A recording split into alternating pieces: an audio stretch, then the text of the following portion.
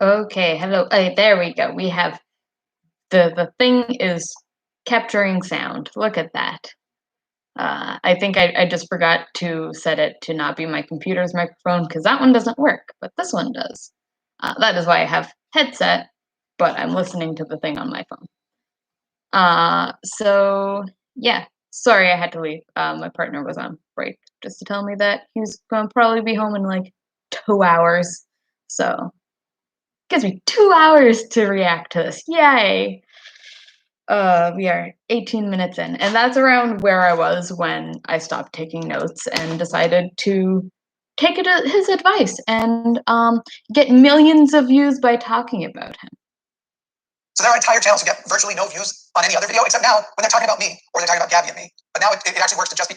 I don't expect any views from this. Literally, like I on the first part of this, it was like 25 minutes, and I had someone watching for like 18 minutes of it, but like no more than one person at a time. So like I don't expect my channel to blow up for this. It is not what I want to be known for. I am very much considering making a vlog channel uh, with whatever the hell I want because I have ADHD and I can't motivate myself to like do one thing. Uh, but yeah, it's very Gabby Hanna of him to be like, you get millions of views when you talk about me. Yeah, no. I'm not kidding. Those channels are getting thousands of views. There will be people watching who go, they are? Well, I'm going to jump in, which is disappointing. It's not why I'm doing this. I'm doing it out of I have a physical disability that makes writing a lot hard, and I've already written 5 pages. And this seemed just more convenient. Because I know I'm not the way they say I am, it fucking hurts, man, to see people do that and for them to not care about how they are painting you because it's getting them so many views.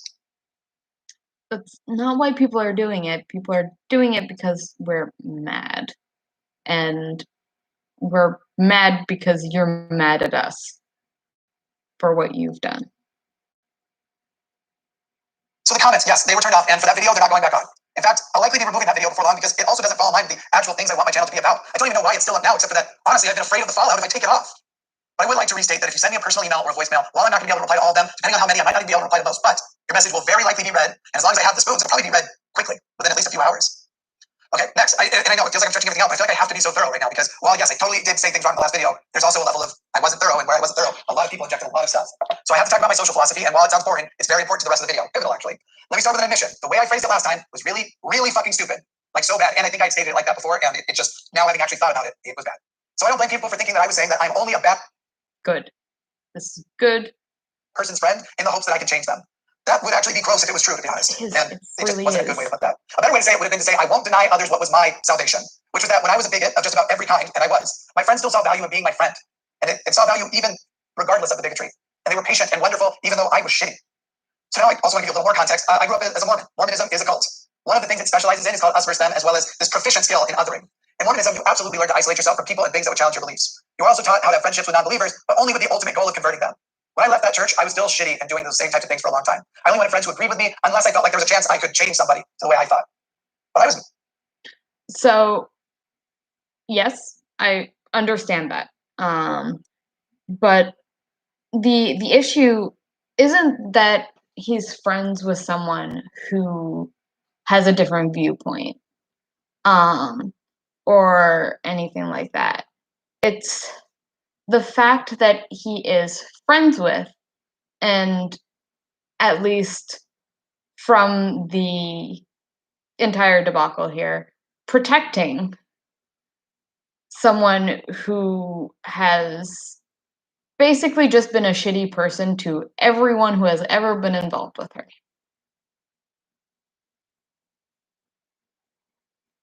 It's it's more the fact that there's a difference between me, a nobody, being friends with, you know, my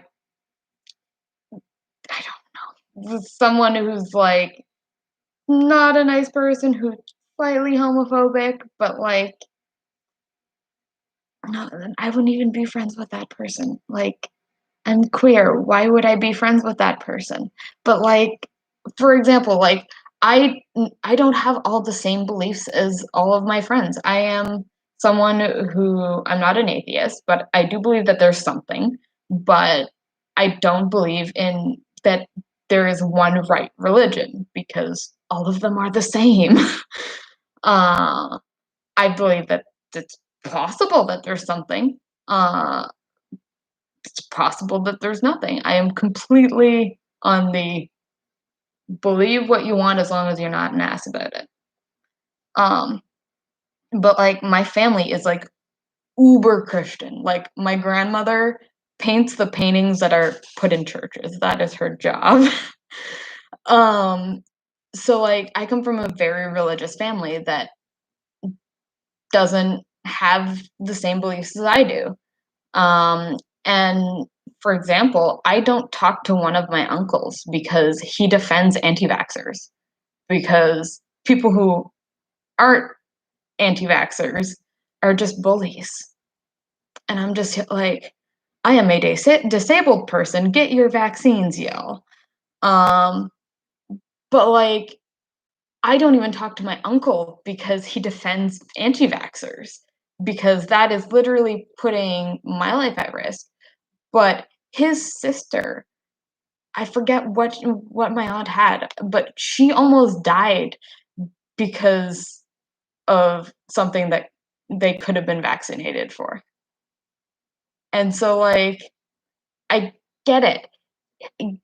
I get being friends with people who don't fully agree, and like being acquaintances with problematic people.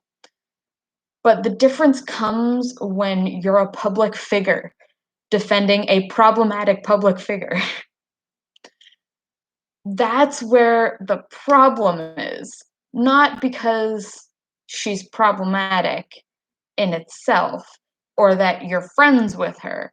It's that you are, by defending her, by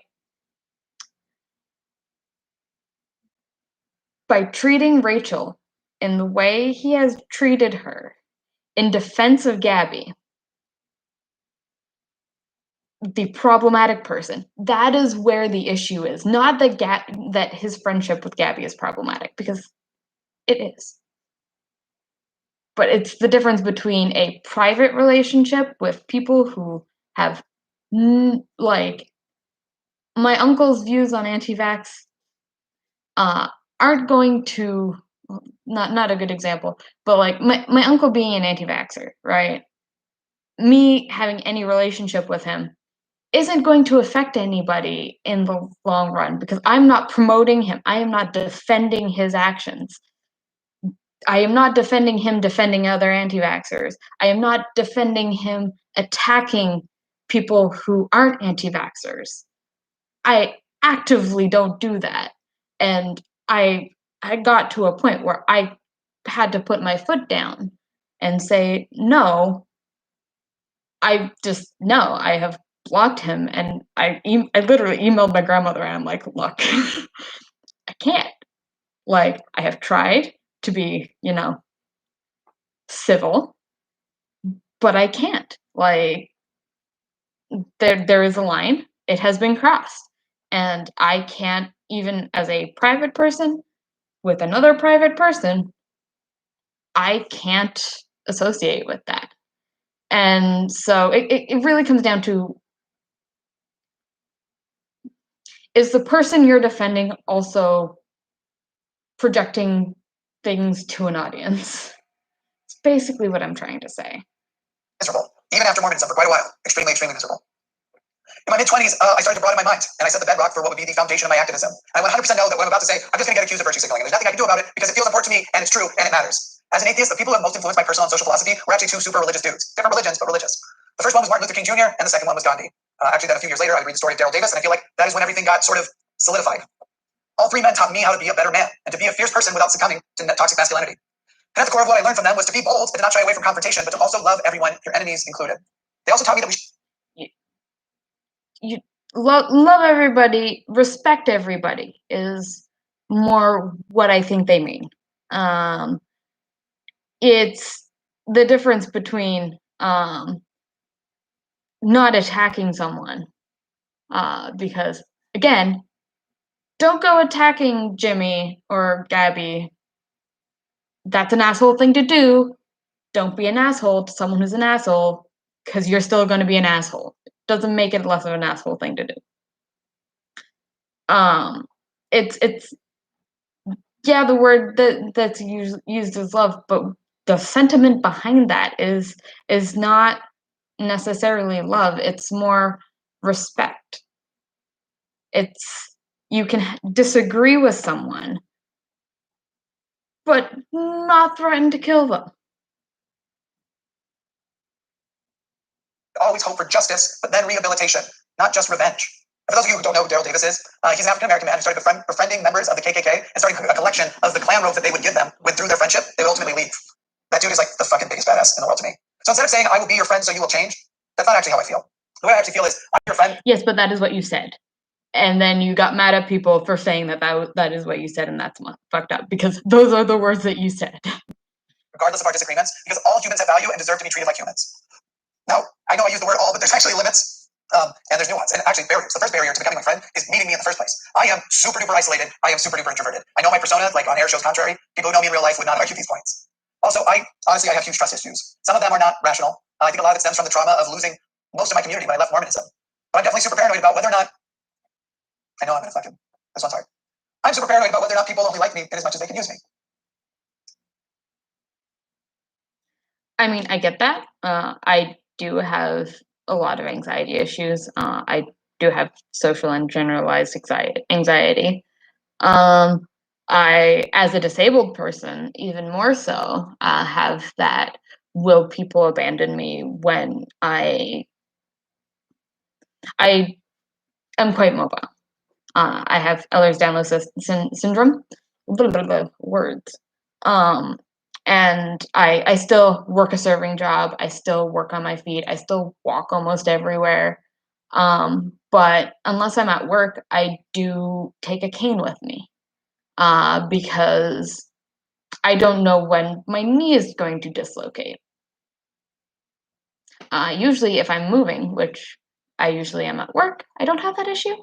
But I do understand the feeling of once I become too much of a burden, I'm going to be thrown aside. I feel that, and like I understand that, but also that has nothing to do with the current situation. You're the person who threw away the friendship and started being an asshole. And also, I am painfully aware that I'm flawed. And so, yes, I have ended friendships mostly over breaches of trust, although almost never just the first time, unless it's a big one. It won't mean that I. He's the one who caused this whole situation in the first place. Wish ill will on the person. In fact, I still promoted people after our friendship ended in the past, but I do have my limits. Also, there's a huge problem with how we use a lot of words that just don't go. Basically, the word friendship or friend, it's too universal of a word. We don't accurately and satisfactorily describe levels of friendship with the word friend. So here I also want to know, why did it take so long for me to address this all? And it's simple. I was not ready before now. If I had rushed and just apologized for everything people said they disagreed with, it wouldn't have been genuine. I needed to be able to cool off. I appreciate that, but it's still hard to believe that it's very genuine when it doesn't seem like he's still spent more time so far defending himself than like explaining, like, and making excuses versus actually correcting himself. From the defensive state I was in and get to a place where I could really start considering and listening, and truthfully, like, I hope I'm there now, but this is, I don't know if I am, but there's been a sense of urgency lately that I'm taking a shot at it as soon as I feel like. I am glad that he acknowledges that part. Maybe I'm ready to go. So I don't know if I'm all the way there yet. I don't know. Okay, sorry, there's so much. I promise we're getting closer to specifically the Gabby and Rachel stuff. There's a couple more things that need to come first because we need them to make those sections do justice. I really feel like I need to address a super common accusation that people are starting to make even videos about, which is that I use autism as a shield. And this is one of the things where I'm fully going to reject this. It's one of the few things in here I'm fully going to reject, but I'm going to tell you why. Yes, I have 100% talked about my autism to explain why I might have said something, why why I might have not understood something in its original context, but I have never once said that you have to excuse a thing that I've done to someone because I'm autistic. I will absolutely use it as an explanation, but I don't believe I have ever used it as an excuse. I even had one. Okay. As a neurodivergent person, I understand the sentiment of I use my ADHD as an explanation of I'm sorry, my brain just I understood the gist of what you were saying, but not the specifics, and I know I need the specifics. Can you repeat yourself?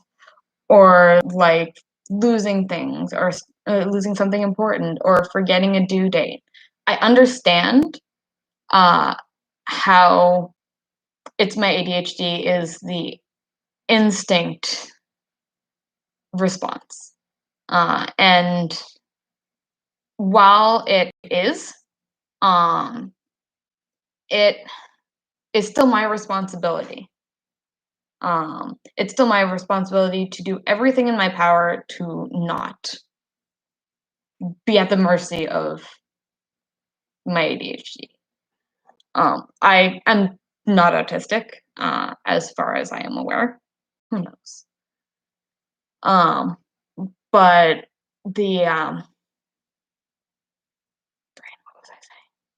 Sorry, brain is just all over the place. And while I understand the instinct of wanting to say, "Hey, the reason that I forgot the due date, that I forgot this, is my ADHD," it's still on me. It is still my responsibility. And while my ADHD is the explanation, um, the amount of time he spent focused on his autism being the reason he said what he said, uh, it does feel like the blaming it on his autism. It does, and why? Like I understand the sentiment that he's trying to say, but I don't fully agree. Very critical person reach out and tell me that they're autistic and that they learned that they have to apologize to neurotypical people when they had no idea what they were saying or doing was wrong, but clearly because they couldn't know. But that's still good to do, and to apologize and say, I'm sorry I did that, not anything like I'm sorry for how it made you feel. And I gotta tell you, I fucking disagree so hard with that sentiment. That is to me saying that I need to apologize and that autistic people need to apologize because we need to accept that the world belongs to neurotypicals and that we have to go out of our way just to think about them and make them comfortable, which, by the way, we already do so much when we're masking. So this to me was the controversial, like, conversational equivalent of telling a paraplegic person that they need to apologize for needing an elevator.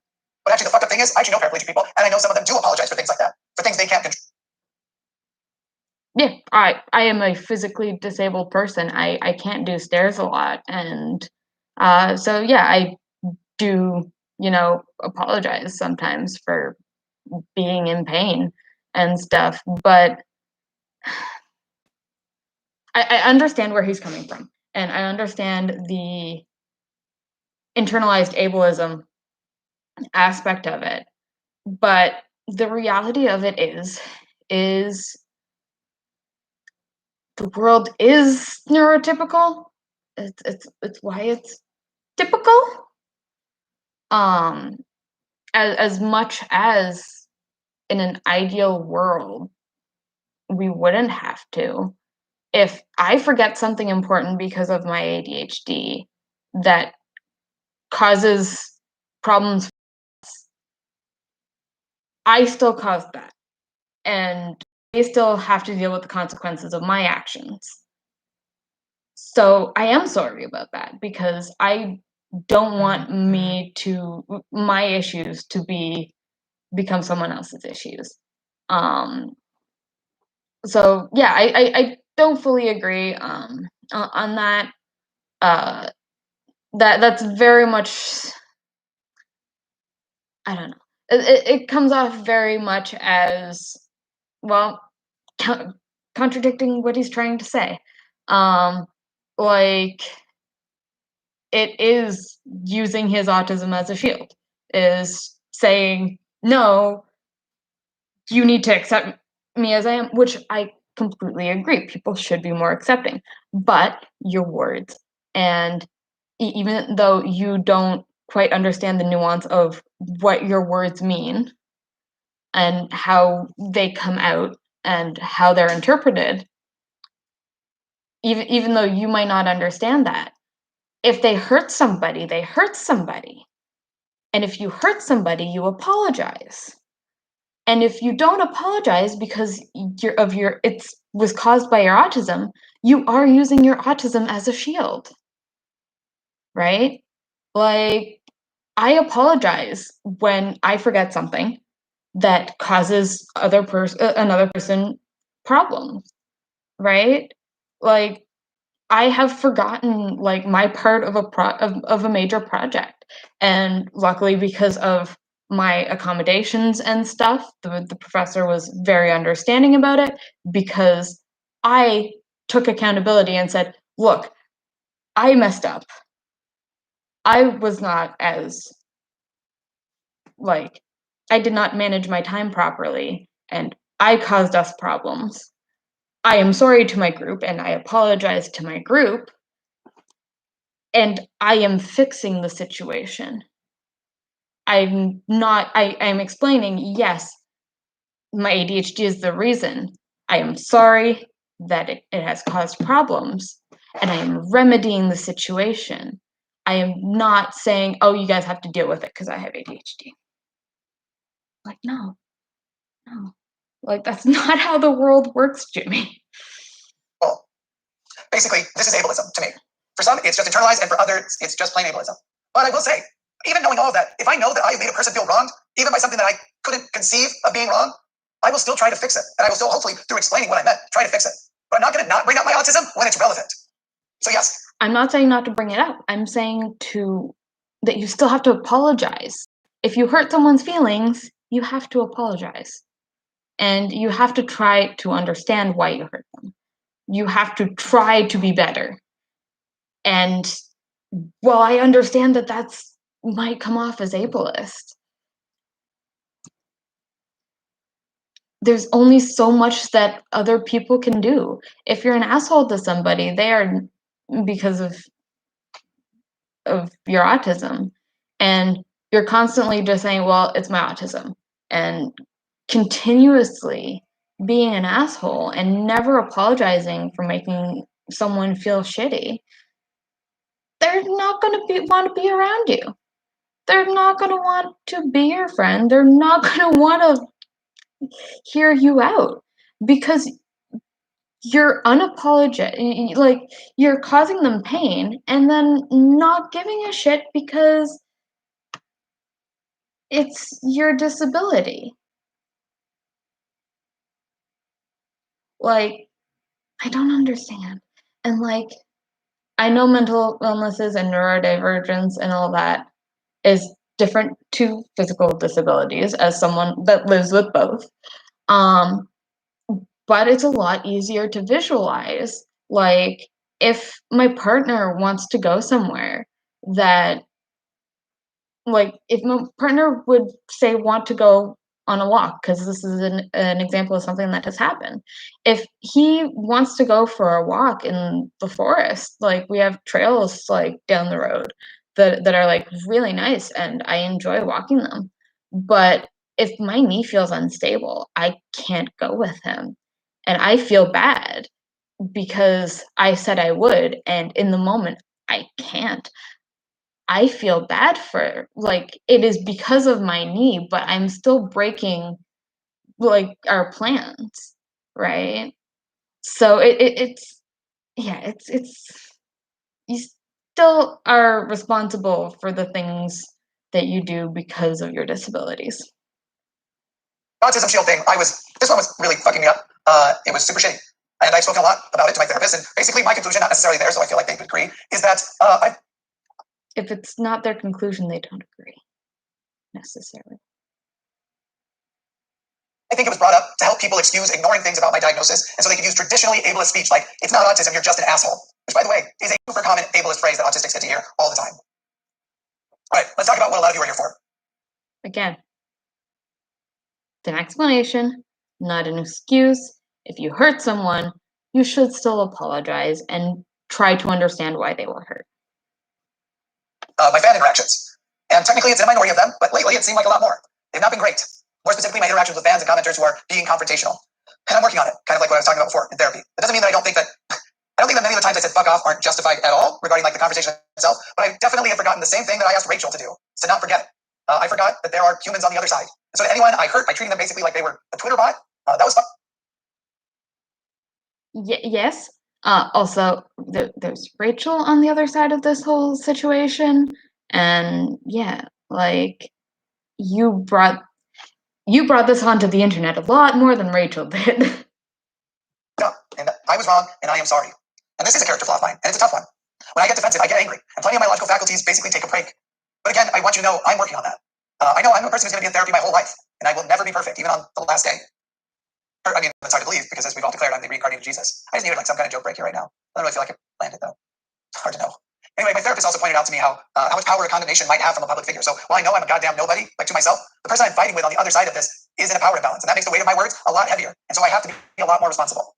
This conversation. Yes, you do. And the fact that a lot, well, it may not seem to you, the fact that a lot of the people who are commenting and a lot of the people who are critical of you were at one point a fan, right? Like I've watched you for a couple years now, and I just recently stopped because I just wasn't. I'm not into like talk shows. It's not my thing. I'm not into that content. So well, I watched it. I just wasn't into it, so I stayed subscribed and watch. There's my ADHD forgetting where the sentence started. Anyway, it is a power imbalance. Considering that a lot of the people who you're fighting with are people who have supported you. They're not necessarily completely against you. They're trying to understand. They're trying to just come to grips with what is going on because we don't have all the information, right? And like it looks really bad. And regardless of anything else, you've shared the entire, you know, screenshots and stuff. And that just kind of reinforced how bad it looked. The conversation I had with my therapist also changed my opinion on some things that led to this whole situation. For example, if I'm being honest, I now think it would have been better for Gabby to have not engaged or gone after Rachel at all. Now, I kind of already felt a little that way, but Good. like I didn't like some of the ways that she had gone for Rachel, and I didn't like a lot of the words she had used. But I wasn't as offended by the idea that somebody went after someone they felt like brought negativity in their life. I was definitely wrong about that. I now believe that she should have just let the thing go, and a lot of that because she has a way larger platform than Rachel, and that does matter. I've also learned more about the human impact of things that before I would have just called YouTube drama. I've learned a lot more about how Rachel must have felt with all of that hate coming her way, and I'm horrified that I didn't know before. Unfortunately, no one knows. No one knows until you go through it. You don't know how you'll feel, and you certainly don't fucking know how you're going to act. Don't get me wrong, YouTube drama definitely does still exist, though. That's for sure. But I will say that I dismissed too much as just being YouTube drama, and it came off elitist because I was sort of acting as though I was above it all. Now, the good news is, as far as when I got in these fights, not that many people come to my defense when people come for me. And part of that's because I try to never like weaponize my fans to come to my aid. I don't, retweet somebody being a jerk if it's just a random person. I think I don't do that. I know someone's gonna find a tweet from last year where it's like, you did it that time. No, I did. I fucking suck, man. But again, I'm gonna do better going forward. And I promise, I'm not gonna be perfect. But I'll tell you that I'm not gonna be perfect, and there might be more blocks. Honestly, like changing this probably means there will be more blocks in certain places, at least as a policy, not necessarily like overall number. Because while I feel like I've realized I shouldn't be fighting with people, even if they're trying to be antagonistic or saying things I completely disagree with, if they are from my audience, if they are from that small base, and obviously if we're talking about really harmful things, that's completely different. But people being antagonistic toward me, I shouldn't be fighting with them. But I'm also not going to be continually exposing myself to the negativity. Not everybody who's being critical of you is trying to be antagonistic, right? Like, if I do something that makes you feel uncomfortable, I hope you're going to tell me. I want you to tell me. Simple as that. That comes on repeat, or let them use my platforms to spread negativity about me. I can't do anything about their platforms, and actually I believe in freedom of speech, even when a person is lying, and even when a person is lying about me. Unfortunately, that's just the way it has to be. Unfortunately, that's the best system we got.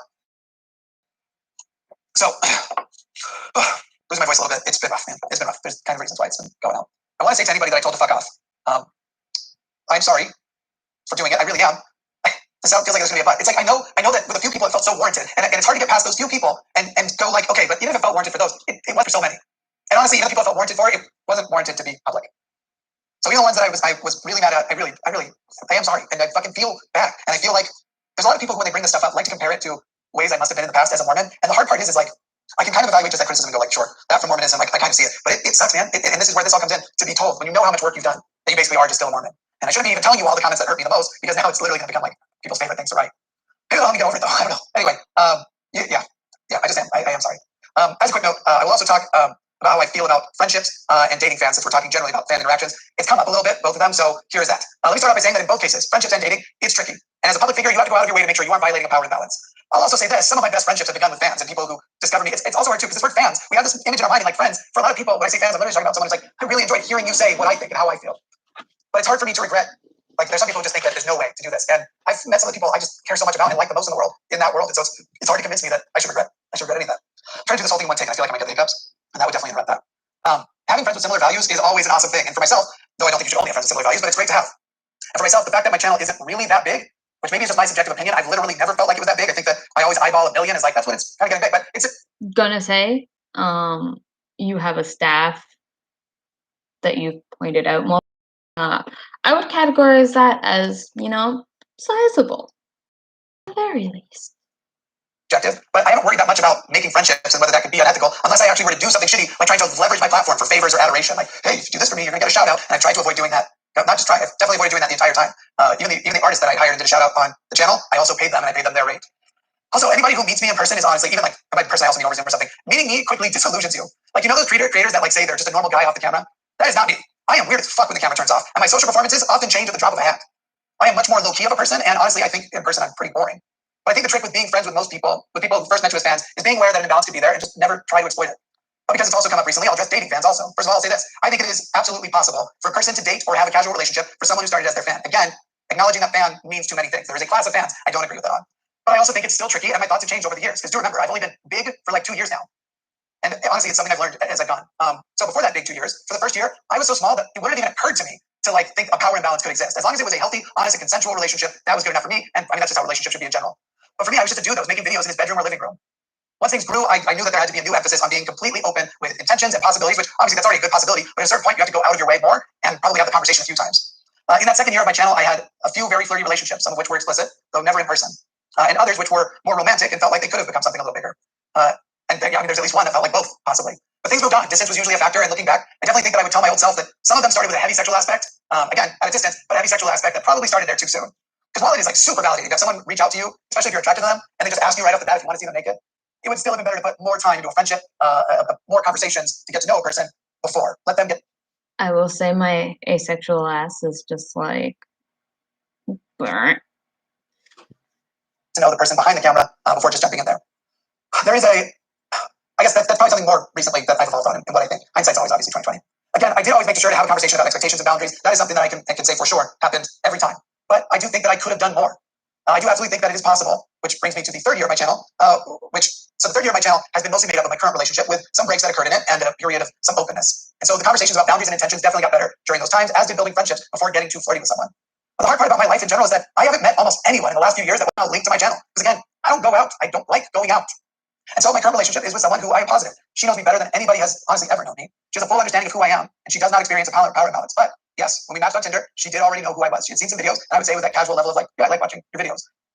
Were I to ever be single again, which, hell, it doesn't happen because I love my partner to the moon and back, but were I to be single again, I'm not 100% sure where I would be on all of this, because I don't even have to consider all of it now because I'm not single. I think I would probably try getting disconnected from my channel now, though, because I just wouldn't want to risk getting something wrong. So there's actually times where I've done this anyway. There are entire phases where I've been repulsed when a flirty person told me that they knew who I was. But yeah, I guess things got more nuanced over time. And I'm sure there are people who will think there's no way for people to be friends or romantic with fans. And I guess I just disagree. I don't agree with you. Also, I still have a hard time coming to terms with that there is a power imbalance. I'm not discounting that it exists. It does exist. But seriously, if you knew me, you would know I genuinely feel like such a nobody in my personal life that it is hard to perceive sometimes that a power imbalance could exist. This has been true across the board. Like, as I mentioned, with being unkind to people I felt attacked by. I think that part of that was motivated by not really understanding anything beyond this person is on Twitter and I'm on Twitter and not going beyond that. So all that I was just talking about relationships definitely ties back in. Okay, now to the bigger points that have been popular accusations that were coming my way. Sorry for all the water breaks. There's a very popular one that has popped up that I, Jimmy Snow, am a rape apologist. This is another one that I reject 100%. I resent the assertion, and I am honestly contemptuous of those who say this. First of all, the word apologist does not refer to apologies, which I see a lot of people who think it does and don't even understand why they're using that phrase. Apologist refers to apologetics. That is a practice. It is the practice of defending and justifying controversial topics. It's most commonly a term used to refer to people who defend religious concepts, things that seem very barbaric and illogical. For example, apologists are those who would try to defend biblical slavery or that free will exists or things like that from a religious standpoint. And usually those apologetics come with like a lot of baggage. So I'm going to be very upfront now. There was a time in my life I absolutely was a rape apologist. That is actually true of a past iteration of me. Now, I think that almost entirely existed when I was a Mormon, and then it was something I had to lose when I got out of Mormonism. And rape apologetics are the kinds of things that I literally dedicate so much time to on fighting on my channel. Like when I fight the transformed wife who says that marital rape is impossible, that you can't be raped by your husband. It's automatically consented to. Or when I fight implications from people like Paul and Morgan and Girl Defined who like to write off a lot about the culture and what is happening on the basis of like, well, women were wearing such and such, so, we have to hold them responsible too. Okay. Pause here. Quick second. Gabby has said of the situation that she has flat out said that if they were in a relationship, that would be a different story. Like trying to like say that if you're in a relationship with someone and they sexually assault you, it's not sexual assault, not rape. If you're dating them, that's incorrect. So being a rape apologist is to justify, to defend, or excuse rape, and that is not something I do. And I insist that people who do something like that can change. And I'm not going to let somebody define me by mistakes that I was brainwashed and abused with in my past. But yes, but you have grown since then and fought against that in a religious context, but defended someone who is known and who repeatedly is accused of this. I got accused of defending or supporting a rape apologist, specifically Gabby Hanna. And so I want to say this first. One, being a friend's person, that's being a person's friend, that does not mean that you condone a single action of theirs. And I also think that every single person watching, every person probably in existence, has at least one friend or family member with a super shitty view. Now, I'm definitely aware that Gabby has had some real bad takes in the past. Horrible. I know there was a time she didn't believe a certain friend about being raped, and that she also expressed a sentiment about most rapes being lied about and other things. I also know that people who've gone through similar experiences have been severely hurt by those sentiments by Gabby. And when it comes to the term itself, it is one I don't take lightly. And I admit I have trouble assigning it to people. Even knowing that past takes can be bad, I always want to evaluate those current takes. And on this one, I don't know. I don't know where I feel, what I feel on that. But this doesn't mean that I think Gabby's done nothing wrong, that Gabby doesn't deserve criticism. However, I'm not going to make... Now, gonna bring this up. I wonder if he's actually watched any of the content. Because, like, he has said that he has not watched any of Rachel's videos after this whole thing, and that he did say in his other one that he hadn't watched what Gabby had said about him. So I doubt that he's watched any of the actual content surrounding that situation either. Public videos laying out Gabby's sins, because there's already hundreds of those. There are literally hundreds of videos doing that, maybe thousands. And while I know people don't think she deserves the consideration, to tell you the truth, I do worry about her mental health. I have a hard time when people use the phrase, you're supporting or defending a rape apologist also. Because the implication there is that when you use the phrase like that, it makes it sound like I am defending the actions related to rape apologetics, which anyone who's watched my channel knows I would never do that. And once again, I know it was true about me years ago. And the people who changed my mind were actually mostly for... I understand why he would understand it that way. It's not what we mean, though. We mean that you are protecting the feelings of somebody who has not protected the feelings of someone else. And, well, it's my brain can't explain. It's you're defending someone who keeps bringing up someone's trauma and weaponizing someone's trauma repeatedly. While I don't know the whole situation, I don't remember details of anything ever. Like I said, I have ADHD. I remember the gist of things, but usually not specific details. While the initial situation happened years ago, Gabby is still constantly bringing it up and making it such a big deal and making Jesse relive this trauma over and over again. And for you to approach Rachel and say, hey, just remember that the person on the other side of the screen has feelings. To somebody who has repeatedly and presently is weaponizing someone else's trauma, somebody else's experience of rape. You are defending that person. In the most literal sense, you are trying to protect that person and their feelings from getting hurt when they are actively hurting someone else. So, while I understand what you're trying to say, it's still not making you look any better. Aggressive women. If they can handle staying friends with me, then I feel like I can handle it too. And I'm going to continue doing that, believing that being friends with people with messed up views, again, there are limits. I certainly wouldn't befriend an actual rapist. But I believe being friends with people with bad views, even bad views about serious topics, leads to a better world. And again, I will repeat this just to make sure that he understands this. Gabby has said that if Curtis and Jesse were in a relationship, that it wouldn't have been rape. I don't remember the exact phrase, but I remember that being a thing. I'm in no way trying to be a saint. I'm not trying to virtue signal when I say I want to be a positive part of a person's life. And I know people will think that I am naive, but I really do want to be the person to others that other people were to me. So now, let's talk about the most common accusation. I picked Gabby Hanna over Rachel because Rachel posted a critical video of Gabby's poetry. So let me start with something I definitely did wrong. I just shouldn't have said anything to Rachel about the review, even though my intentions were absolutely pure. The only reason why I brought it up was because, believe it or not, empathy. Something that I used to think I didn't have enough of, and then learning how it works with autistic people, lately I feel like I have too much. If everything people say about Gabby is true, she still doesn't deserve all the hatred that she receives. And I said that in the last video, and I'm not kidding. People disagreed, which is insane to me because she literally gets threats of murder and threats of rape. And then anytime she posts a video, hundreds of comments immediately telling her she's horrible or a piece of shit or whatever else within moments before anyone could have watched the video at all. But I don't think anything Rachel was making was even in the same realm of stuff like that. I will once again state now, I am not defending a single action or video, but I am defending that despite how the internet might feel, that Gabby still deserves to be treated like a human because she is one. That does not mean do not extend consequences. It's a very nuanced topic. Yes, Gabby is a human. Do not send hate to Gabby. Also, hold Gabby accountable for her actions.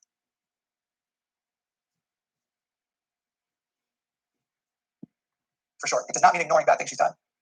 I also now know how hard it is when you are being exposed to constant negativity and how your mental health can go completely down the toilet.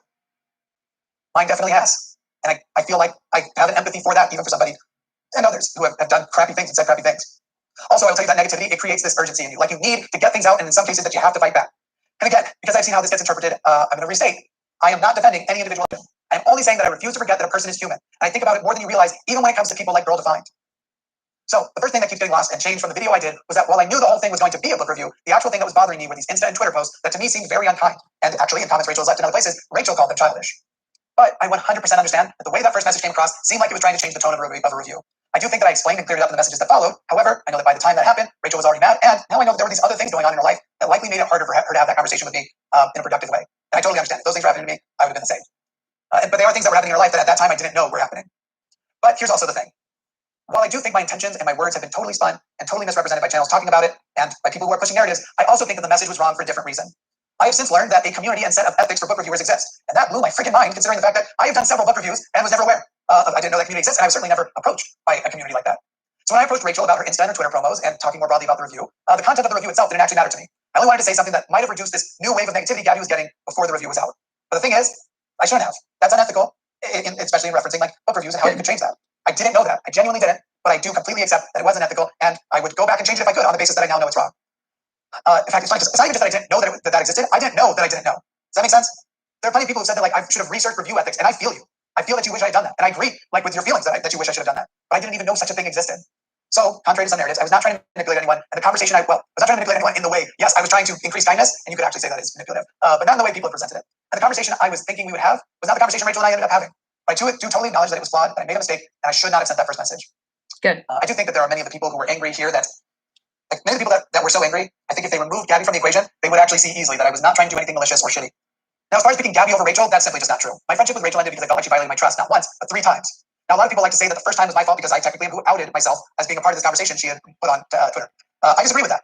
Rachel shared details of a conversation that was totally reasonable to expect to be between us with the public.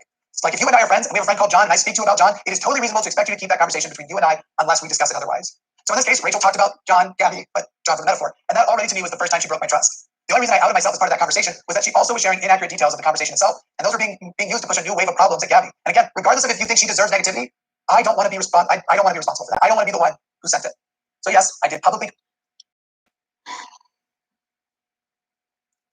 I understand why Rachel would post that. How can I word this? I've done similar things with doctor. Yeah, that's a thing that I've done. I've gotten doctor reports from a specialist saying something, and like it was countering what my physiotherapist and my GP, who's been my GP for over a dozen years now, have instructed me to do. So I did post that email saying, hey, I was told by my physiotherapist and my GP to not wear solid braces. So there are different types of like braces. There are like those like soft ones that you can get like at the pharmacy that like have like the Velcro, and they're like bendy. Actually, here, give me 2 seconds.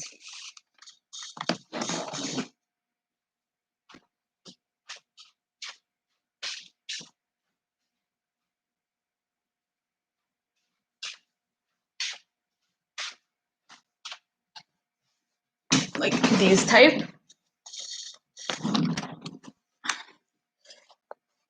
This is what my physiotherapist told me to do.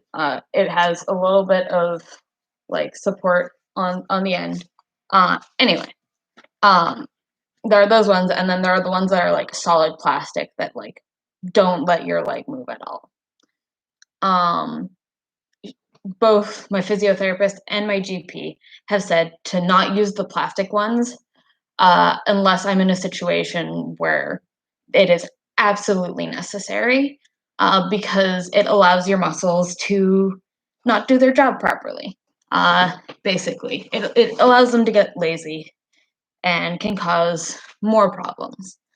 But I went to see an orthopedic surgeon, not an orthopedic surgeon. The orthopedic surgeon said the same thing. The person who was making my orthotics tried to get me to get ankle braces, like solid plastic ankle braces, when literally everyone else was like, nah, man, just exercise and soft braces if needed.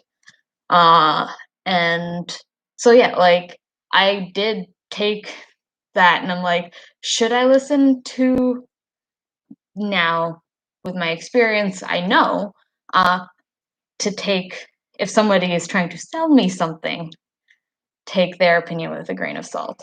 But I have posted in groups like, hey, this feels off to me. What is your guys' opinion? And where Rachel's channel is mostly about book reviews and stuff. Whew, I'm out of breath. Where Rachel's channel and her online presence is mostly related to book reviews, it would be understandable that her Twitter audience would understand the culture around book reviews and more than someone in her everyday life, right? So like I understand where she's coming from for sharing it. Correct, on Twitter what was said and admit that this conversation she was posting about, that I was the other person. Then that evening, I think it was, it's honestly so long ago that it's kind of like hard to remember, but Rachel took what should have been another conversation between us and started up again publicly on Twitter. This time she was inebriated and I tried to minimize what would happen. And while I felt like this was my trust broken again, I still wasn't ready to drop our entire friendship there. I did what I could to try and keep things cordial. And when she asked, what do you want from me? I simply said, I just want to talk, 2 of us privately. But then the next morning, instead of talking to me, she went back to Twitter. That was my last one. It felt like 3 times my trust had been broken in a way that's like hard for me to navigate because, yes, I'm going to say it, I'm autistic. When you're autistic, it's already hard enough to try and explain yourself to one person, let alone explain yourself to one person with 1,000 referees around you.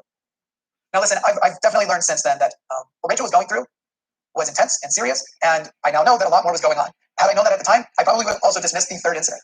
I will say that, Rachel, I seriously hope you have all the support and everything you need. I would have absolutely not turned you away if you had needed help and had asked for it during that time, even after I was mad at you. If you need it in the future, of course, whatever I could do. But for me, my trust was broken, and at the time, that was why I decided I couldn't stay in that situation. As far my ADHD brain, my neurodivergent brain, understands the keeping these like 3 instances separate, but they're still more or less all one instance, if that makes sense. Like, I don't think, had Jimmy not outed himself, that she would have continued the conversation while drunk on Twitter. I don't think that would have happened.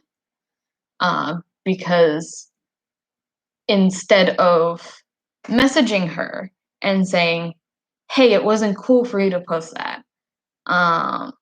If you need an explanation, ask me. Like, instead of sending her a private message, he outed himself. And this would have been so much smoother had he messaged her and said, hey, I'm not cool with you having posted the initial message. Instead, he went, yo, this is me, that's wrong. Which is why there's this entire debacle in the first place. Had he not outed himself, unplug my phone. Had he not outed himself, he wouldn't be facing any of the backlash right now. Think of it. This entire situation could have been avoided by him not doing the thing that pissed him off. He's pissed off because Rachel posted a message publicly. Instead of messaging her privately, which is what he's saying he wish she would have done, he continues the conversation publicly. And then the second breach of trust is her continuing the conversation that is now publicly. I don't understand that. Picking between them, I have never felt like I've had to pick between the two, and neither of them have either asked me to. I also would have been completely fine if during that first message, Rachel just told me to fuck off. I probably would have wanted to take a couple of days to reset, but being told to fuck off, and I want it to be true, that telling others to fuck off shouldn't be the end of a friendship. Now, in regards to my friendship with Gabby Hanna, I'm not going to go into incredible detail. I'm not going to be sharing like contents of conversations because, like I just said, I think that would violate our trust. But Gabby and I are friends because she reached out after seeing some of my content, and we ended up having very interesting conversations about those things. It's worth noting, though, that it probably wouldn't have changed much, but when we were having those conversations, I was mostly unaware of Gabby's history. When we met, I honestly thought her biggest crimes were like these edgy TikToks. Either way, I tend to want to give people the benefit of the doubt, and she showed a lot of interest in my story and also was excited to share stories of her own with someone that she felt could understand. Now, that said, we've also had very big disagreements and have gotten in very heated fights, usually also about things that are related to supernatural stuff, I guess you could say, but other things too. But as far as our friendship goes, we are friendly and we are kind to each other, but we don't talk very often at all, and I feel like that's been lost too with calling her my friend. Like this year, we've only spoken a couple of times for the entire year, and then a handful of times before make up our entire friendship before that. But I just personally do not believe in guilt by association or isolating people that we don't agree with. If anything, I actually believe that and nobody is not what people are saying. People are saying that the reason why people are saying that you chose Gabby over Rachel is because you did, right? Like, you said, hey, this is making Gabby not happy. And then because of that, Rachel was like, well, that's bullshit. Like, I don't know how to react to this. And then you, yeah, it is. I'm just repeating myself, but so is he. Like, the entire situation is him defending Gabby and protecting Gabby while she's attacking other people. they're horrible practices, that those make the world more polarized and more violent. Believe it or not, I absolutely have no problem telling Gabby things that I don't like or agree with. But again, we don't talk that often, so we're not covering that much stuff. I don't also think so much of myself or so little of her humanity that I think she doesn't deserve me as just a kind and positive person in her life. Now, I will tell you, I can't speak for the future. I'm going to hope for the best and prepare for the worst. But I would say as of late, there have been details that I have learned more recently, a lot coming from some of you, that have made me much more apprehensive, and I'm probably now a little more on guard than I I'm hoping for the best. I want to say too, I do totally understand that many people have very strong feelings about Gabby. I know that there are people who still feel upset with some of her actions and certainly feel upset about her extremely toxic public relationship with Jessie Smiles. And I want to say to you who feel that way, I assure you, I am not asking you to like her or to be her friend too. I'm not going to fight with you. I'm not going to tell you that your feelings are wrong. But I would like it if you maybe extend the same to me. And so that brings me to this. There's a narrative running off all this that I've been silencing sexual assault survivors. And the implication when someone says that and say, like, tags you with other women that you work with while completely making bad faith arguments is that you're trying to shut up women who have been assaulted because they've been assaulted, because they were sex assault victims. This is simply not true. And it is a narrative that could be driven with any group, honestly. You could do this with anyone. Anyone who tried to push the conversation when I wasn't ready or post things about me that weren't true, yeah, I blocked, regardless of who they were. So a person could cherry pick from those people I blocked. So they say they picked out just black women or just trans men or whatever group you like and say that I'm silencing those people too because they were being blocked. The thing is that everyone was being blocked. That's kind of it. That's kind of the depth of it all. But I do understand that if you have concerns about my association, that could be coming from a place that is genuine, that is experience, and that it might hurt extra if you are then blocked. So I'm not saying I'm taking nothing from that criticism, just not the criticism as it exists on the surface. Because I do absolutely take exception that I was targeting these people for silence. And honestly, I can't really silence anybody. I can stop you from using my platform. I can stop you from trying to force conversations and narratives on my platform. But I've never tried or advocated shutting down the platforms of others, even those platforms that have people lying about me, like completely whole cloth lies. And I will tell you, I'm a victim of sexual assault myself. I mentioned it on my channel. I don't like to go a lot into detail about it. But anybody who's seen my channel knows that I take sexual assault super seriously.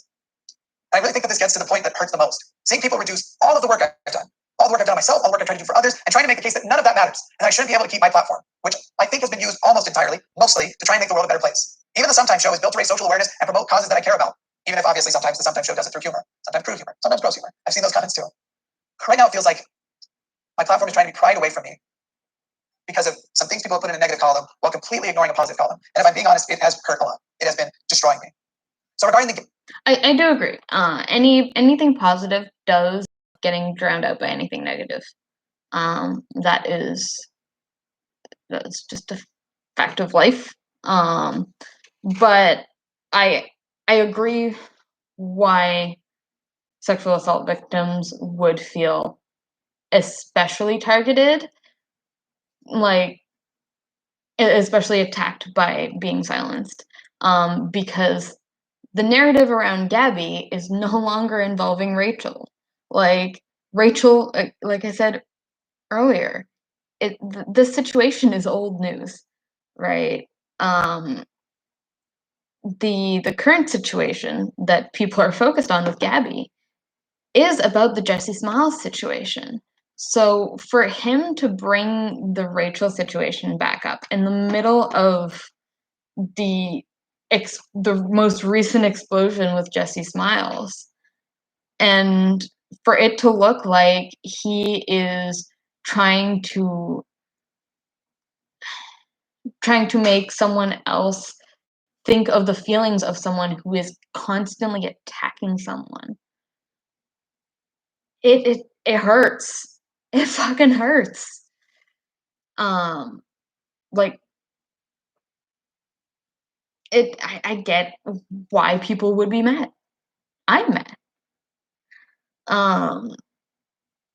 So yeah, like I understand where he's coming from with it wasn't targeting anyone in particular, but I understand why with the current Gabby situation being revolving around sexual assault and the bringing up of trauma constantly and weaponizing someone's trauma around that. I understand why a lot of sexual assault are vocal about it and why them being silenced over it would make it feel that way. Abby and Rachel situation and my fan interactions, I guess I would just say, like, there was, and hopefully now you know it, there is nuance in these things. But other than that, that's what I have to say there. I do know that people have taken this time, especially while there's so much coming at me, to voice some other issues and some other grievances. So it's actually better to lay everything on the table, even though I don't know how much of a voice I have left. But I want to address a couple of those as well. A number of you were upset when I switched my content almost entirely from Dear Mr. Atheist to the Sometimes Show. And you know what? I get it. I was not open enough because I didn't even really know what I was doing or what my plan was.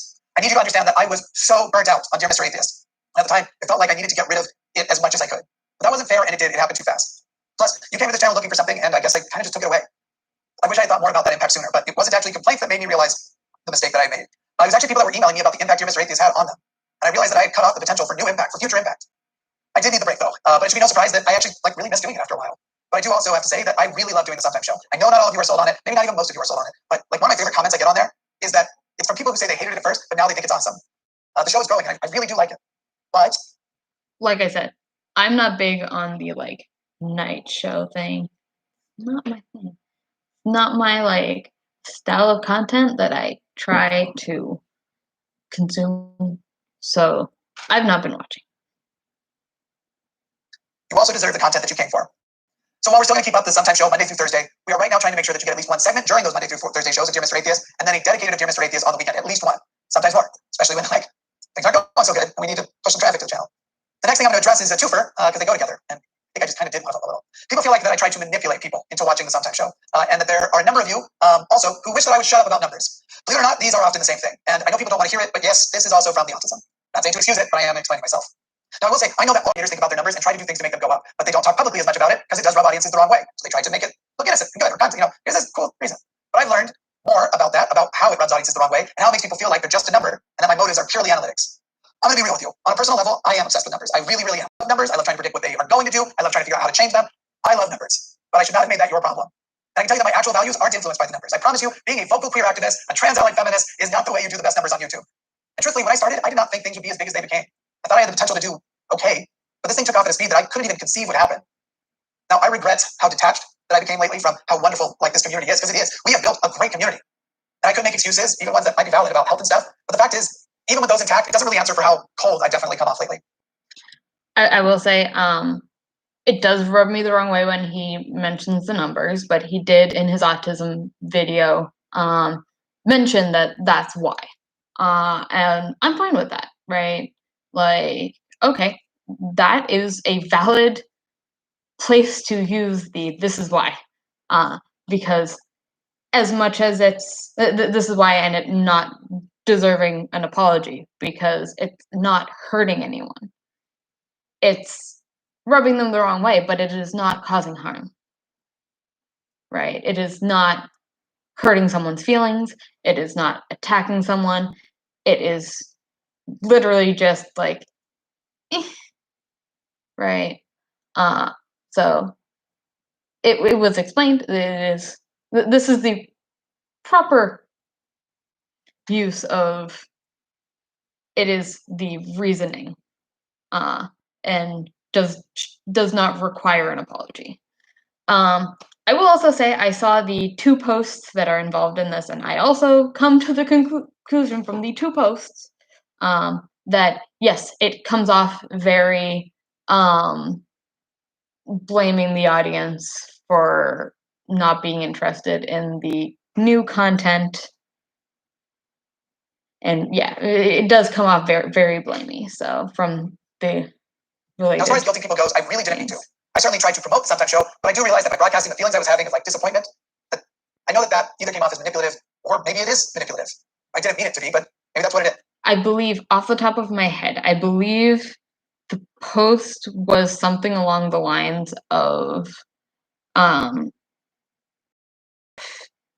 Sometimes Show doesn't get a certain amount of views by whatever, then that'll be the end. And then a few days later, he posted, just to clarify, that will be the end of me on YouTube. Not the end of the Sometimes Show. It was something along those lines. I don't remember completely. That is off the top of my head. So like that does feel very manipulative. Again, I have ADHD and I tend to remember the gist of things more than exact wording, or like the exact specifics. Like I don't remember the number that I remember it was like if it doesn't meet this quota by this time, I'm done. And then the few days later, it was like, just to clarify, it means like not just the show, like I will not be on YouTube anymore. And that does come off as very, if you don't get my engagement up, then you don't get my content at all. I think I was once again just being far more open than I apparently should be with an audience. And I'm going to try and work on that.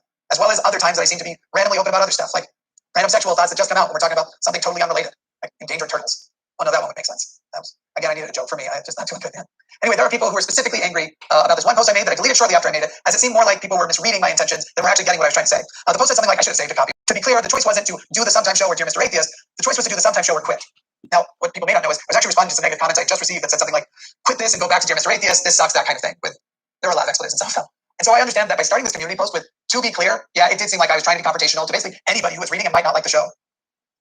But also, people interpreted that post to mean that I was saying, basically that in the future, I will quit if you don't watch. But that wasn't the case. I was actually describing the past, not the future.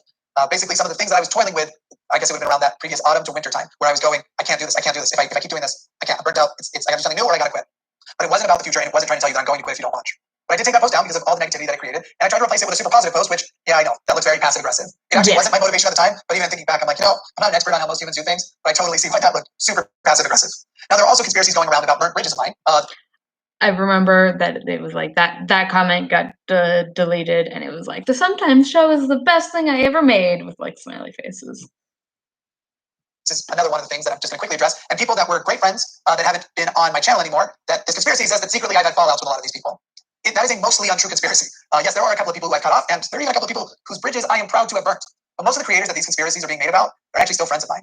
In reality, because of some complications and some mental health stuff and a set that wasn't ready for it, just a lot of things, I actually just stopped doing collabs. I did do some, I guess I still do some on the line, but I don't actually even control scheduling on the line anymore. So that's fun. Anyway, I'm not going to name specific names. I seriously don't want to drag anybody into this video as a whole. I feel like it might send people to them. But I got to tell you, making up stuff about my personal life, Jesus, that hurts, and it hurt a lot. It also hurts when you come up with ridiculous scenarios like asserting that I'm a narcissist who's manipulated my therapist into believing I'm changing. And the worst part is I don't know how to disprove that. If you just tell somebody, disprove you aren't a narcissist, I feel like I would come off as a narcissist if I now started listing ways I've helped people. It's this one thing where it's like you make this assertion without evidence, but it's impossible to disprove. So what can a person do? All I can say is this, that if you believe me, which I don't agree with diagnosing anybody with any sort of mental illness or any sort of situation, like even like physical stuff. Like I do very much appreciate the few people who are like, hey, do you have EDS? Because that's what sent me to actually look deeper into it. It was something on my radar, but it wasn't something that I had like read into. Because like basically I had a coworker at one point who was like, oh, your arm does this. And arms aren't supposed to bend this way. Ow. They're also not supposed to dislocate doing nothing. It's fine. It'll be fine. Don't worry. But like that, they were like, "Hey, do you have Ehlers-Danlos syndrome?" And like, even that context, it's weird. It's a weird feeling of like someone trying to diagnose you, and it's not cool. It's just don't do that. People, there are people who don't. I am totally open and totally honest with my therapists. I know I keep saying a plural, I have to. And I think that in the last couple of years, I've become significantly a better person. At the very least, less toxic, but I think maybe actually a good person. And the fact that I even have to say this like blows my mind. But also, in full honesty, I feel like people are all put by this, but I kind of feel like it makes me more of a man to admit it really fucking hurt my feelings. It really did. And that negativity is a lot of like what I've not been doing good with. That does not excuse the way I reacted to it. There's a bunch more going around about me, but I'm going to end with being told that I'm a hypocrite for crapping on drama channels, but then covering drama on my show, making sure that this is still on. I will give my opinion on this before he gets into it. Let's see if he covers what I feel about it. But I do feel he is quite hypocritical. I did see someone did make a compilation of like literally just like their commentary was put as like clips of Jimmy talking about different like Christian creators very aggressively. And I had a good laugh at that. But this entire situation does come off quite hypocritical. And for me, it comes from a place of, even if the initial message was for the tweets referring to like, is it possible for poetry to like literally make you sick or something like that? Even if that was the cause, right, of him going, hey, remember there's a person behind it, instead of the video, he is quite aggressive with how he comments on other people. So it's a combination of being hypocritical for reminding her to like treat Gabby like a human, but also the fact that he was basically saying to not be aggressive like the tweets, even with the tweets in context, right? Using the tweets as context, it's him saying not to be aggressive while he is quite aggressive when he critiques and reviews things. Where Rachel is quite educational. She wanted Gabby to have improved. She gave guidance to how to improve. When she said this, when she was saying like this structure, I see what you're trying to do, but it doesn't work. This is why it doesn't work, and this is an example of that thing working, versus, just yelling at them, because that's what Jimmy does. So it does come off as quite hypocritical, and it does come off as him projecting, this is how I review things, so this is how everybody reviews things. And by the tweets, then this is how it probably is, without watching the content. I do take a lot of issue with him not watching the content. I actually don't know. Here's something that's still recording over there. Basically covering that I'm a hypocrite because I've covered drama-like stuff. Here's originally what I wanted to say in response to that charge. When I brought up like the Trisha Paytas stuff, I did try to make a point about not like the drama, but how bad I feel for people like her when they are spiraling in full display of the public and doing it publicly. It might make it impossible to get better. Like I, for one, personally try to keep my spirals as private as I can, just as my partner. Just as my partner over the last few weeks have been like. Don't actually try to ask her. Stay away, please. I think that right now where we are with all this is we have decided to take a shot on like, let's be public about our relationship. We're going to go back to being private. But here's what I'll say now about this idea that I was a hypocrite for the drama stuff. I kind of worry that you're right. I worry that for at least the last year or so of my content, that I've actually been participating in methods of criticism that go against what I believe. And so I'm working on that in therapy too. And I'm trying to be more mindful. I don't think it is actually about who you cover, but I do think it is about how you cover them or what you cover. I hope that makes sense because I feel like it feels jumbled in my mind as I'm saying it. But also to the people who thought I was being a hypocrite or showing a double standard when I wanted Rachel to be kinder to Gabby in her social media posts, you're also probably right. I hope it means something to say that I am soul searching, for lack of a better term, a lot. And I'm thinking about this a lot. And I want to make sure that in the future, there aren't double standards, that I don't look like a hypocrite. But I'm going to end with this. There are now people trying to expose me from my past, a past that I've been open about. So in case you don't watch my stuff, I'd like a chance for you to still hear it from me first. I used to be a nightmare of a person. I was basically every kind of bigot, though I thought I presented it intellectually, but now I just sucked. I have tried to always be open about that. But now there are people trying to weaponize that past against me as though it is a new revelation. Rest assured, I've never murdered somebody, I've never physically abused somebody, and I've never violated sexual consent of anyone. But I have been abused of trash in other ways, some of which I have gone into great details about. I've also been abused myself. One of the most hurtful things that I've been seeing is there are now people trying to actually link up with abusers from my past. This one really bothers me, to see if they can get those people in to smear me. I have definitely made mistakes, and I'm still going to make mistakes. Yeah, I'm going to make mistakes. I've said this a few times, but being an asshole to an asshole does not justify or make being an asshole okay. Really not of the caliber of the kinds of things we're talking about above. You can't see above my outline, above on my outline here. But it can make me seem like a lot worse of a person when there are now people just dedicated to compiling every mistake they think I made, and then mistakes that others have just made up, to the point that it was wearing down on me to where I was wondering if I'm the person they're saying and not the person I've experienced. I'd like to make sure that we rebuild a community here the way that we all liked it before. I want to rebuild that. But obviously this stuff makes it hard, and I am a person who is pretty full of fear for the future. But I will also say, the way that we got together this last week, where we fought together this bigoted business in Wyoming, that put a big old fire back in my belly, and I do not want to extinguish that fire. I want to get back to these things that matter so much. I want to get back to what is my activism. So I'm going to ask you all for a little bit of patience. I guess also, in addition, like I told you, I took a big hit mentally lately, and right now I'm going through a lot, which at the minimum is going to require some therapy to work through, and possibly some other things. I'm working out what I need right now. But right now, I'm going to do what I can while still backing off a bit on engagement and the like. So if I can ask a favor that might be a little audacious because of ways I had said it in the past, could you please remember that I am a human on the other side of the glass, on the other side of your phone, computer, whatever, and please give me a bit of time to rehab myself. I'm still going to be putting out content, but I'm going to try to schedule some breaks and things on my end as best that I can.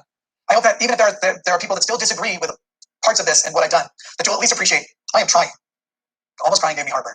This is worse. This is fucking everything bad. Thank you all. Thank you. I know it's weird. I am bad at this whole this is another thing people point out, and this I kind of want to blame on the autism too, that there's just some stuff that takes over my mind as an aside. I feel like I have to say it.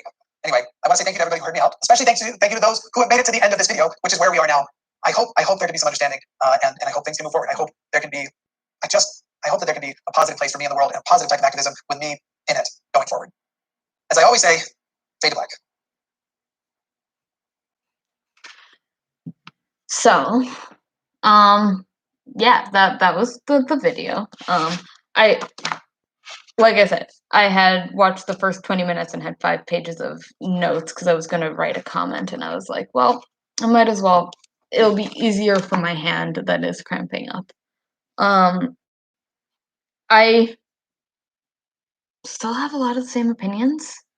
Um, his While he does address a lot of the issues, it does still come off very, making excuses. Um, it still comes off very, um, preachy. Um, it Yeah, I still probably won't resubscribe. Let's put it that way. Um, Something that I did, you know, write a note and forgot to, um, mention was, um, that he does mention, excuse me, at one point that he's still gonna continue deleting, like, lies about him and stuff, and from what I've seen, uh, in that video as well, is that he does consider people who misinterpret, I'm going to put it that way, his actions as lying about him.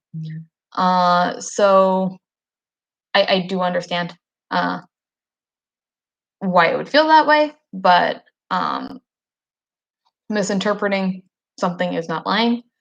Uh, and so he basically said that, comments lying about him that continue to lie about him are going to be deleted, and I still take issue with that. I did write. So people who still don't believe your second reaction to the situation are not welcome. So much growth. Still gonna watch the rest before I go find reactions so that I can truthfully say my opinions are my own, and that unlike you, unlike you, might I add, I have watched all the primary source material that is involved in the issue, because he still hasn't watched any of the any of Rachel's reaction and Gabby's reaction to Rachel. Um, and I do personally find that that is a big issue, um, because as much as we're lying by misinterpreting what he's saying about himself, I do find that him putting on Rachel the uh, on Rachel's reviews that they are like her tweets, they are the intensity and the attacks like her tweets, is not only hypocritical of him, but the fact that he has not watched them. Uh, and I think my issue with the first video really was he did not watch the relevant primary sources, um, and then continued to defend him thinking that Rachel was going to be an asshole about it, and then coming off as an asshole as a result. And so I do still think that him watching the videos is quite important, as much as he's not interested in the content. Um, I think that it my brain is saying rude, but that's not the word I'm looking for. It's just disrespectful to have put that idea on Rachel's review, without any, even skimming through the video, right? Um, so yeah, I still have a lot of the same ideas and feelings about Jimmy. I still do find him quite hypocritical. I do appreciate that he has apologized to Rachel, at least publicly. Um, there are still some things that he didn't address, from the first video, like him going on a tangent about, like, how they have information on each other that they could actually hurt each other with if they wanted to. Like that in itself should have been discussed in a like that should have been addressed. I do find that that was very threatening.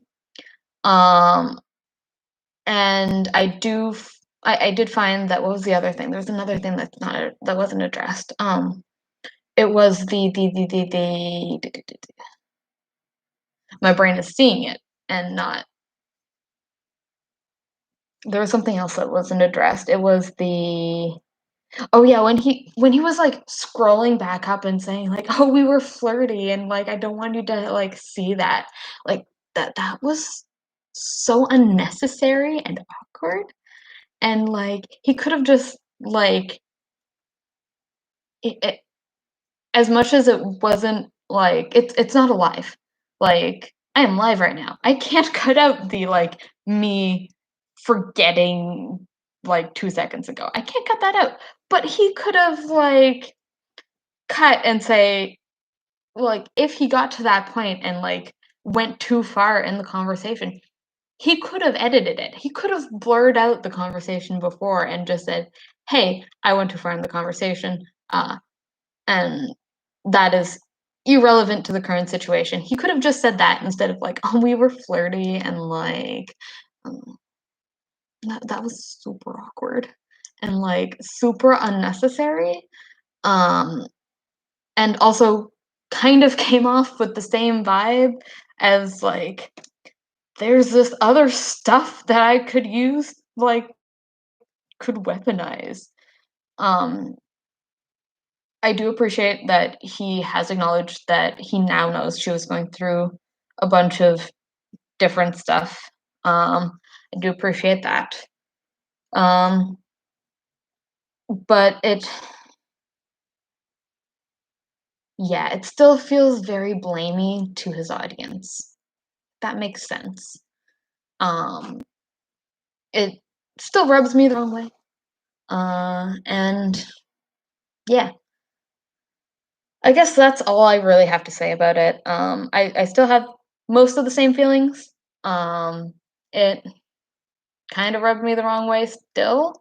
Um, and while I understand a bit more where he's coming from, I still do not agree with his actions. Is that a good way to put it? I think that's a good way to put it. I appreciate his apologies. Um, it is not my place in any way to accept his apologies. I accept I kind of accept the ones that apply to me. I still find that the video did not need to be over an hour long, um, especially considering that over 20 minutes of it at the beginning was just excuses and explaining excuses. Um, so yeah, I still have very iffy feelings about it. Um, and will probably stay not subscribed and will probably continue to not watch his content. But I can very clearly say that my opinions on this have barely changed. Um, the understanding is there, the feelings are still there though. Like there is a better understanding, but the feelings of hurt and frustration and that are still there. I understand why it happened a bit more, but the feelings about the situation are not changed. Um, yeah, I don't think it needed to be that long, and I really think you should have watched the just watch the video. This entire thing could have been solved by him not continuing the conversation on Twitter. Him not outing himself. He would not literally the fact that he starts off by like basically doing the like this situation has caused me to be suicidal.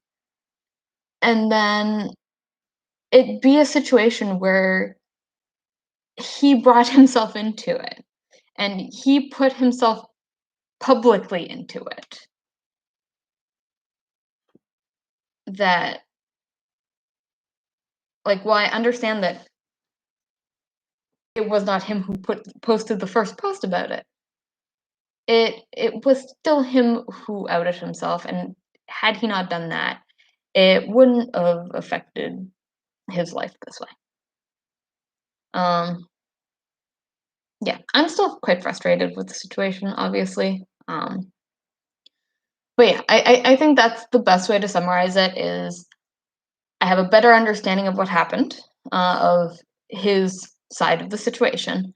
Um, I still don't agree with his actions. I still do not agree with the first video having been made. I still do not agree with him not having watched the primary sources for it.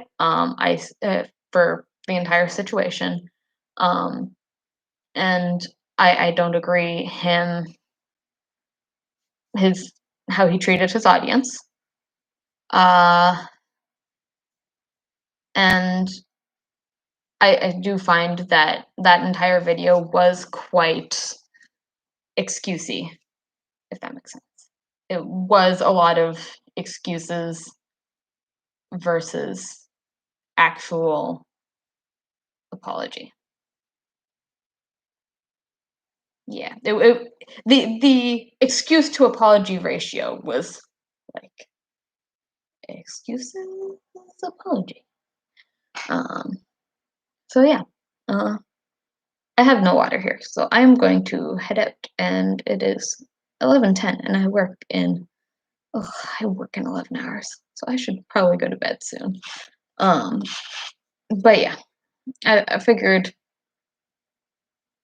even if I wrote it by hand, I would have to type it for it to end up anywhere, and figured this would be more effective because I've spent 2 hours of my life on this that I will never get back. Yeah. Also, yeah, thanks. Thanks for joining. I didn't expect anybody. I just needed to brain dump, honestly, um, because that's what I was doing on this, and I figured I might as well brain dump publicly on a public situation. I was planning on writing a comment and expected to for it to be deleted anyway, and then yeah, just figured I might as well. I had it part of it handwritten down for the first 20 minutes, and then I was like, this is taking a long time. My pinky is cramping up. I can't continue to do this. So I might as well. And then he pointed out you might get millions of views if you talk about me. I'm like, that's stupid. But also like, why not? Why not actually make a video? Like, what's the harm? Two, it gives my hand a rest.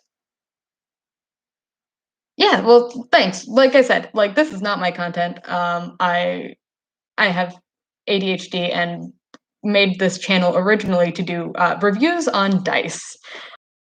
So, but I have been thinking a bit more about making videos again because I really liked video editing, vloggy style, like whatever like I'm feeling like. Because with my ADHD, I just can't like commit to one thing, and my initial idea was very specific. Was like I was going to like review dice, and it was yeah. I mean, I still have the dice dragon, and I'm going to keep that because I like the tag. But but I think I am going to possibly start doing stuff because I like it, and as someone who's disabled, sometimes doing stuff hurts, and sitting down and talking is one of the least painful things I can do.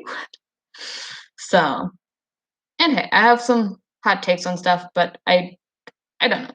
I don't necessarily want to do commentary too much, but also I do have opinions, and I do like sharing them.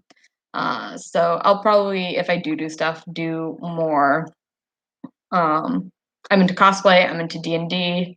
I do a D&D live stream. So on someone else's channel. So I do that. So there's D&D, there's the cosplay, there's I do a lot of cooking, and stuff like that. But I also, because of my disabilities, I do a lot of research on that.